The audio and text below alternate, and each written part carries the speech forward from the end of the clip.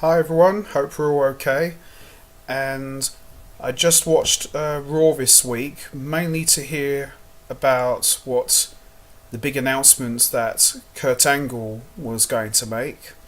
And the big announcement is that at WrestleMania 35, Kurt Angle will wrestle his final match and retire. Plus, there had been rumours for a couple of years that Kurt Angle was looking to retire and look for a way to bow out very gracefully. And I can't think of a better way than for Kurt Angle to bow out than at WrestleMania.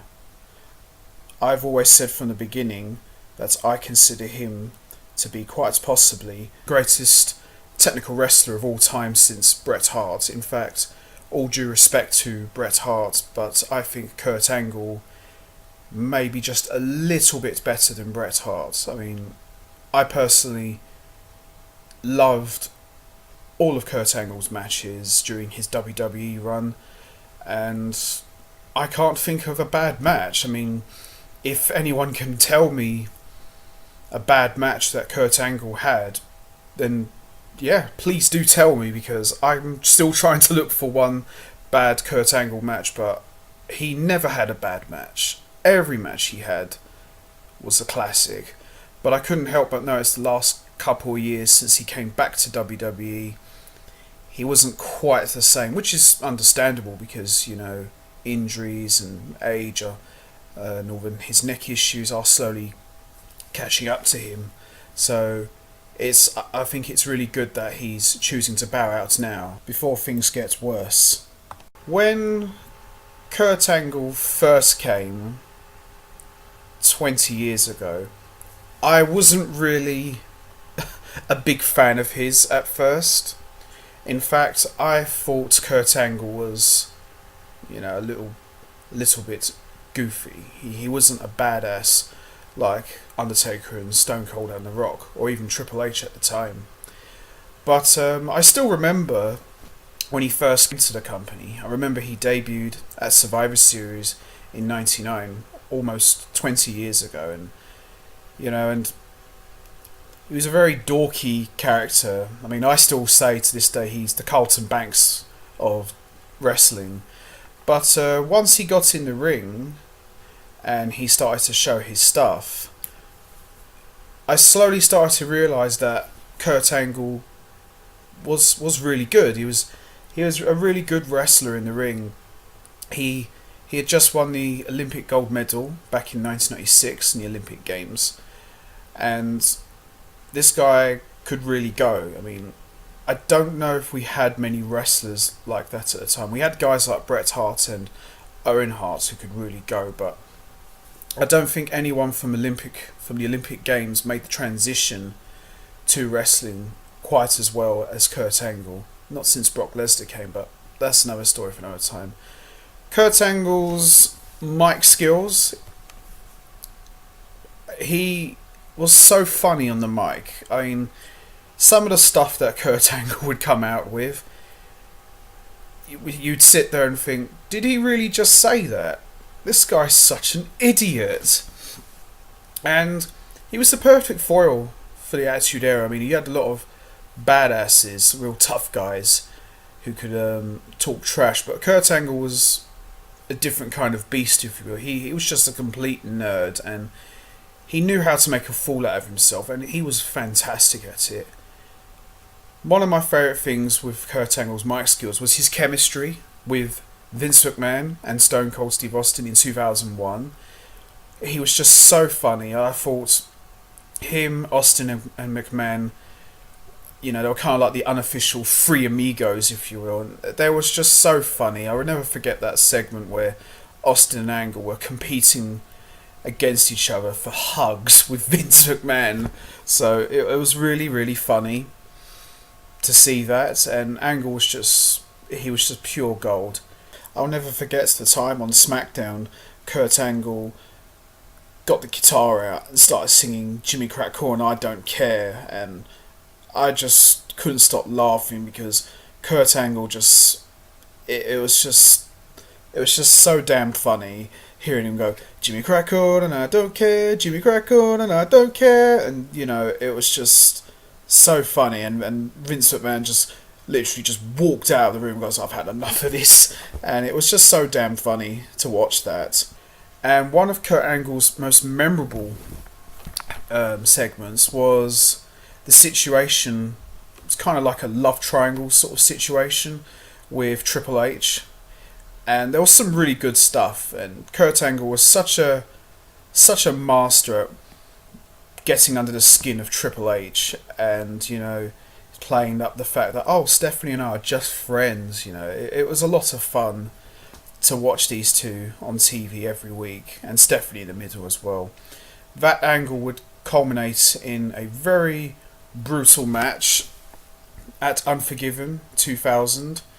It was a pretty good match, but my sadness about this feud was it should have went on much longer, because I really felt that they were starting to slowly hit their stride, but the rug was pulled under Kurt Angle's feet for whatever unknown reason. But it wasn't till No Mercy 2000 when Kurt Angle beats The Rock. That was when I felt Kurt Angle was starting to make some serious noise as a heel. Yeah, sure, he had the tears there. Oh, God. But then once he became the champion, I felt Kurt Angle was starting to get better as a heel. By the point when he won the WWF title, he'd already won the European title, he already won the Intercontinental title, he was just hot off the heels of winning King of the Ring 2000. So this guy was on a real roll. He was already mixing it up with the main event players by that point. So having Kurt Angle as the champion was just absolutely brilliant. He was a great champion, and he really knew how to generate heat by shoving his accomplishments down people's throats. He had a really great match with Undertaker at Survivor Series 2000, the first of many to come. He had another great match with Triple H at the Royal Rumble 2001, which I thought was a pretty good match. He also had a great match with The Rock, where he lost, but I thought was one of their best. It wasn't until 2001 at the King of the Ring he had the street fight with Shane McMahon. Kurt Angle really started to earn my respect, and he started to become one of my favourite wrestlers of all time. That street fight he had with Shane was just absolutely insane. I mean, some of the shit they were doing, like suplexes through glass, throwing him through glass, and that it was just absolutely crazy. And Kurt Angle's working with a guy who rarely ever wrestles, and that's Shane McMahon. And they went out there and tore the house down, especially after Angle had 2 matches prior to that. And also, Angle had unbelievable matches with Stone Cold Steve Austin. This is where I felt Angle really started to come into his own as a badass in his own right, and him and Austin had such unbelievable chemistry on the mic, and they had great chemistry in the ring, and they just had so many great matches. I was just watching SummerSlam last night. I couldn't believe how good it was. It wasn't until 2002 when we had the brand splits. Wrestlers would go on Raw and wrestlers would go on SmackDown. Kurt Angle really shined on the show. With all due respect to The Rock, I know people said that SmackDown was The Rock's show. I think SmackDown was Kurt Angle's show. Every week on SmackDown, Kurt Angle was just going out there and tearing the house down. He had a fantastic match with Rey Mysterio at SummerSlam, and more on SmackDown. The whole series with Chris Benoit, all their matches were good. I can't think of a bad one.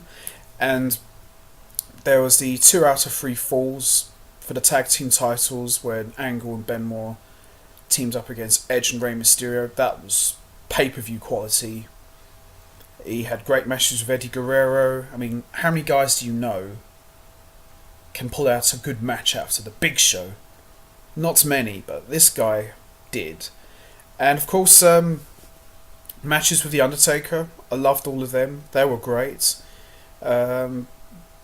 the matches with Brock Lesnar, as I said before, and up until Kurt Angle came on, not many people made that transition from the amateurs to pro, and Brock Lesnar did it as well as anyone I have seen. And to see Angle and Lesnar go at it, especially at WrestleMania and SummerSlam, was phenomenal. And plus, we also got to see Kurt Angle lead his own stable for a little while he was on SmackDown, when Shelton Benjamin and Charlie Haas joined Kurt Angle to form Team Angle.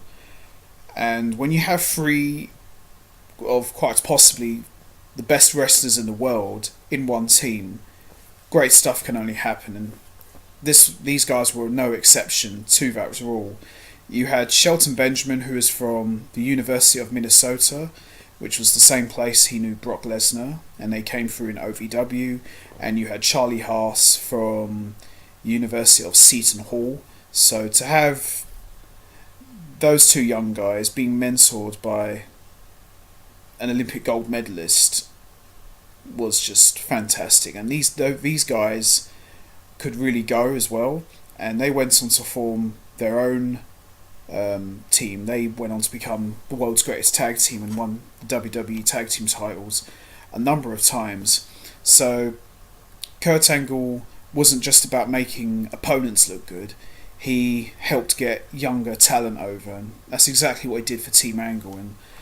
And a lot of the success of Shelton Benjamin and Charlie Haas is owed to Kurt Angle. So mega props to him for bringing major talent and getting him over in the business. It was a really good move. And with Kurt Angle set to wrestle his final ever match at WrestleMania 35, there has been speculation about who could be his final opponents. I've heard that it could be Undertaker. I personally would love to see that, because those two had a lot of good matches in the past. But there aren't really a lot of names I could think of who could give Kurt Angle a good send-off. Except maybe one. Hear me out. The guy I think who should wrestle Kurt Angle in his final match should be John Cena. Now, when John Cena first came into WWE in 2002, his first opponent was Kurt Angle, and he gave Angle a real fight. He nearly beat him, but obviously Angle beat him eventually. But that one match helped open a lot of eyes and got John Cena noticed, and that was kind of the start of John Cena making his climb to becoming the top guy. So in a way, it would make sense if Cena is Angle's final opponent, because if you think about it, Cena's first match was with Kurt Angle, so it's only fitting that the last match should be with Angle. So I think it should be John Cena who retires Kurt Angle, because it would bring everything full circle, I think. And plus the fact that Cena inducted him into the Hall of Fame a couple of years ago, it just makes perfect sense. It was also a big honour for me to meet Kurt Angle at London Comic Con back in 2016. I was supposed to meet him the year before, but it didn't happen for whatever reasons. I think it got cancelled. So to finally meet one of my favourite wrestlers of all time was a dream come true for me and a huge honour. And I'm definitely not missing this WrestleMania. I'm definitely going to be watching Kurt Angle's final match, regardless of who the opponent is. And I personally can't think of a better way than someone like Kurt Angle to bow out than at WrestleMania. I think it's the perfect way to end what's been quite possibly one of the greatest careers in the history of the business. I didn't watch much of Angle's TNA stuff. I watched bits here and there. He had some good matches with AJ Styles and Samoa Joe, but I always remember his WWE run more, simply because I watched that more, and it was what I grew up with. So I'm definitely not missing this. So all I want to say is thank you, Angle, for all the great memories and all the great matches you've had, and I'm glad that he's getting to bow out on his own terms. So thanks for listening, guys.